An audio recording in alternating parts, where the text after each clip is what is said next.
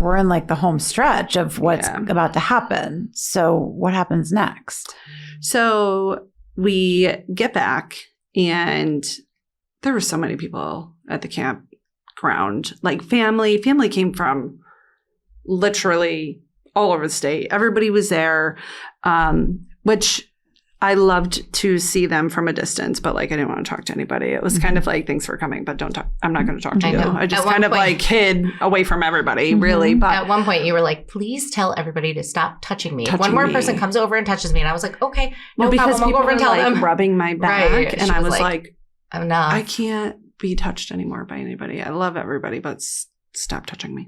Right, so anyhow, we got back. There's a ton of people, and I just started to feel different. I don't know how to explain it, but just I felt lighter is like a good way to explain it. Like not having your child is such a suffocating and heavy feeling. It's like you're drowning on land. It's such a terrible feeling. And like something just shifted. I didn't feel so heavy. And like, I felt like, not that I could breathe, but just like, it wasn't like quicksand type of feeling where like, no matter where I went, I was just like suffocating and sinking. And I was standing with Jené and my dad and I think my sister-in-law, and there were a couple other people, my other sister-in-law, a couple of people standing there. And I was just like, I just feel different today. I feel like today's the day that she's going to come home. I feel different. I don't know why. I don't know what it is.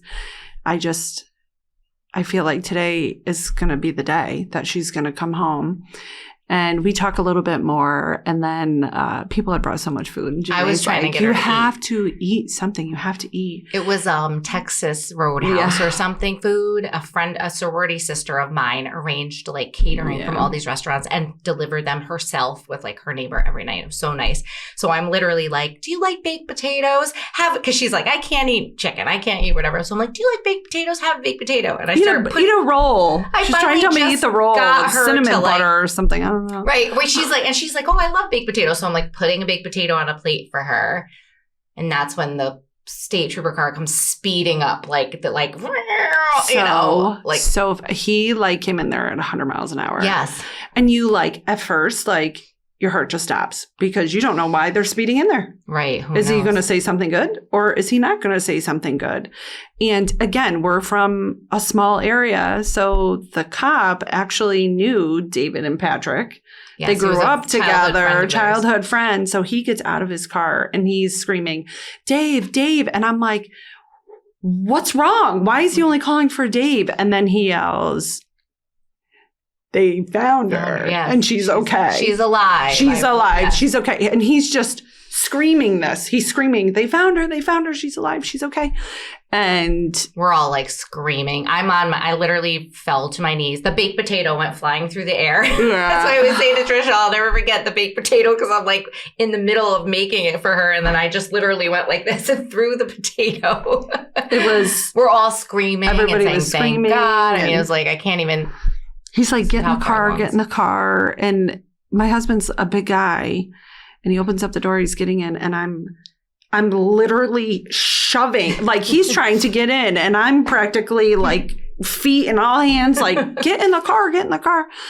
And I literally thought I was having a heart attack. And I'm thinking to myself, I'm finally getting my daughter back and I'm going to die in the back of a cop car because my heart was beating so hard. I couldn't breathe. Like my arms were tingling because it's like this surge of like electricity went through my body. And we got there so fast, like unbelievably. To the police station? To the hospital. They brought her to a local hospital. And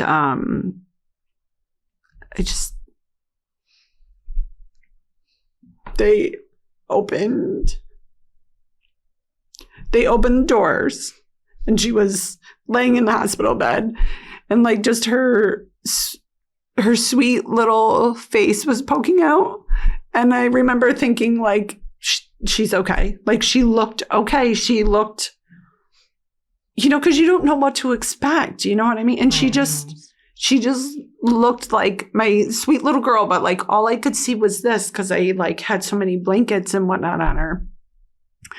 And as soon as she saw Dave and I, she started crying and she said, I want my mom, I want my dad.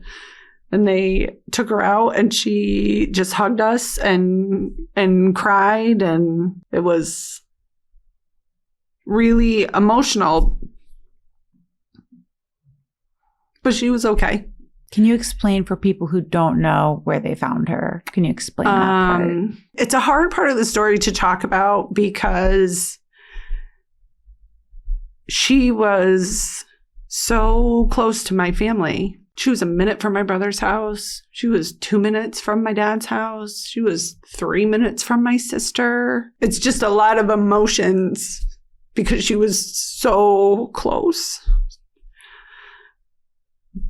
Anyhow, he put her in his camper that was on his mother's property. And she was in a cabinet. And that's where they found her. When the police went in, did they call her name? Mm-hmm. And she responded? She was able to? Yep. She was able to respond. There were 3 structures on the property. There was a house, a shed, and the camper, and they had to go into all 3 at the same time. So it was a lot of noise. Well, they did I forget what they're called, flashbangs. Yes. So Charlotte thought they were gunshots, but there were flashbangs, or I don't even know if that's the right thing, but something along those lines. And they stormed in, and he was in there. I don't know or care what happened to him, but while other people were detaining or arresting, I don't know what they were doing. They were calling Charlotte's name, and Charlotte opened up the closet door and said, "I'm over here." So the way that they had connected this was the truck, or was it a fingerprint? It was a fingerprint. So he did have a black truck. So I believe my ring picked up his truck dropping off the ransom note in their mailbox. That's how bold. And there was a state trooper stationed outside their house who saw the black truck pull up, put something in the mailbox, pull away. So there was a fingerprint on it he was arrested for DWI in like the 90s, I think, or something along those lines. So he was in the system, and that's how they found him. Yeah. So with full sensitivity to how much you do or don't want to disclose about what she said to you when you first saw her, is there anything you want to share? Like, I'm just obviously picturing this moment. I can't even imagine being reunited with my child. And it's such a stunning moment to think about. So the one thing I would like to share, and I think it's very relevant to your podcast, is that when we got her home, I was sitting in the rocking chair, and she was on a love seat next to me. She had only been home just a couple hours at that point, few hours, and she was sitting there just kind of, zoning out. And I said, "You doing all right, bug?" Which I know is like a silly thing to say, but it's like, it's so natural to like say to your kids, like, of course, like there's a lot happening, but it's like just a common thing to say, So I was just like, you doing all right, bug? And she had her elbows on her knees and her hands under her chin, and she just kind of looks over at me and she said, "I just decided that I'm not going to let this ruin my life. I'm over it." It's like she just made a decision in that moment that this is something that happened to me, but it's not going to be what defines me. And that just like really stuck with me. And I think about that sometimes, like when I'm having a bad day or a hard day, or like even doing something like this, which is out of my comfort zone, that like if my 9-year-old can have something so traumatic happen to her and just make a conscious decision that like, yes, it happened, but this is not, it's not going to define me. And, you know, she really works at that every day. Like she doesn't have great days sometimes, but I will say she tries every day. She tries to have good days. So that really stuck with me when she came home as something that like, that's what I want people to know, that that's where her head was at hours after coming home.